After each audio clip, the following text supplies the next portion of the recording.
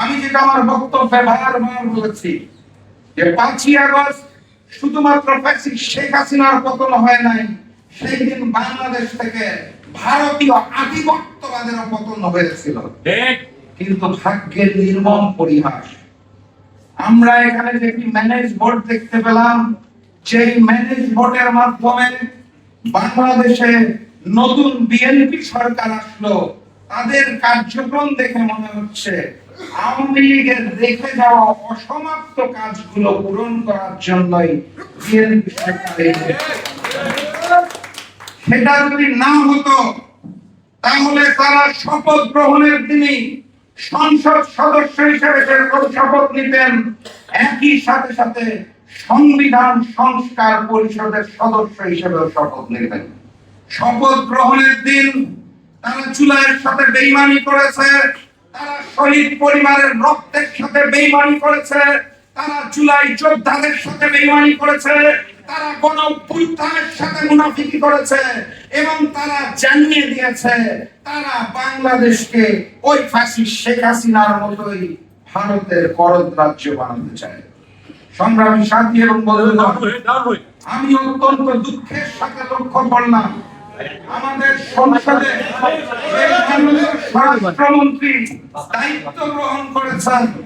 উনি দায়িত্ব গ্রহণ করার পর পবিত্র সংসদে স্পষ্ট ভাষায় জানিয়ে দিয়েছেন, মাননীয় স্বরাষ্ট্রমন্ত্রী, আমার আগের এক বক্তা বলে গেছেন খুব সুন্দর ভাবে, মাননীয় না বললে তো আমার হামলা হয়। ওই মাননীয় স্বরাষ্ট্রমন্ত্রী যিনি শিলংয়ের বিলাসবহুল রিসর্টে বছরের পর বছর বিশ্রাম নেওয়ার পর দেশে এসে স্বরাষ্ট্রমন্ত্রী হয়েছেন, সেই মাননীয় স্বরাষ্ট্রমন্ত্রী ইচ্ছায় হোক অথবা অনিচ্ছায় হোক স্পষ্ট ভাষায় পবিত্র সংসদে দাঁড়িয়ে বলে দিয়েছে নির্বাচন যদি পিছিয়ে যায় এই কারণে আমরা জুলাই সনদে স্বাক্ষর করেছিলাম। অর্থাৎ উনি স্পষ্ট ভাষায় বলে দিয়েছেন যে জুলাই সনদে স্বাক্ষর করা বিএনপির কোনো ইচ্ছা ছিল না। ওনার এই বক্তব্যের মাধ্যমে প্রমাণ হয়েছে বাংলাদেশের বর্তমান প্রধানমন্ত্রী, মাননীয় প্রধানমন্ত্রী জনাব তারেক রহমান যখন নির্বাচনী প্রচারণায় হ্যাঁ ভোটের পক্ষে ভোট চেয়েছিলেন, উনি তাহলে ওই সময় মিথ্যাচার করেছিলেন। উনি যদি সত্যি সত্যি হ্যাঁ ভোটের পক্ষে ভোট চেয়ে থাকতেন তাহলে ওনার প্রধান এবং দায়িত্ব যেটা ছিল সেটা হচ্ছে ক্ষমতায় আসার পর সংবিধান সংস্কার পরিষদের সদস্য হিসেবে শপথ গ্রহণ করা এবং জুলাই সনদকে বাস্তবায়ন করা। তারা এখন বলে অক্ষরে অক্ষরে জুলাই সনদ বাস্তবায়ন, কোন অক্ষর?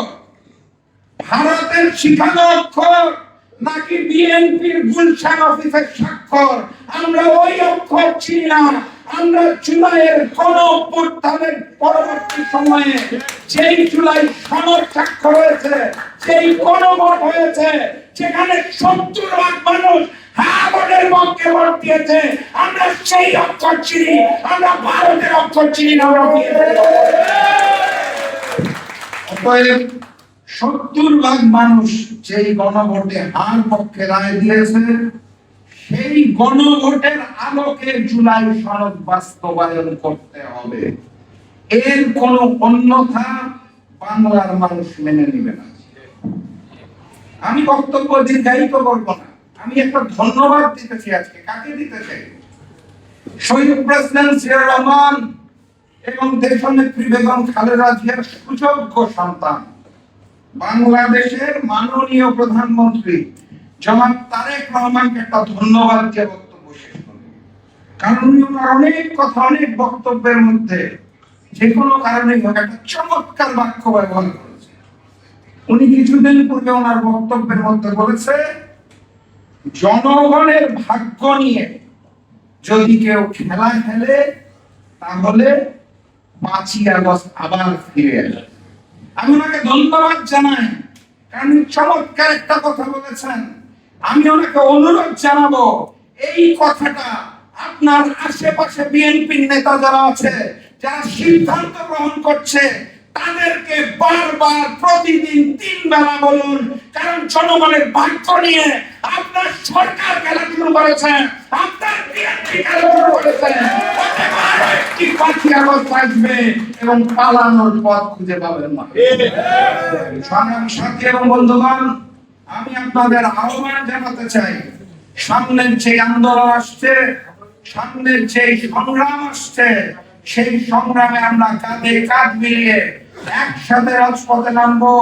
11 দল কর্তৃক ঘোষিত বিভাগীয় সমাবেশ আসছে, আমরা বিভাগীয় সমাবেশগুলোকে সফল করব এবং সারা বাংলাদেশ জুড়ে আন্দোলন গড়ে তুলব এবং সেই আন্দোলনের মাধ্যমে বাংলাদেশে গণভোটের আলোকে জুলাই সনদকে বাস্তবায়ন করা হবে ইনশাআল্লাহ। আর যদি না হয় তাহলে 5ই আগস্ট, পরবর্তী 5ই আগস্টের জন্য প্রস্তুতি গ্রহণ করুন। সবাইকে ধন্যবাদ।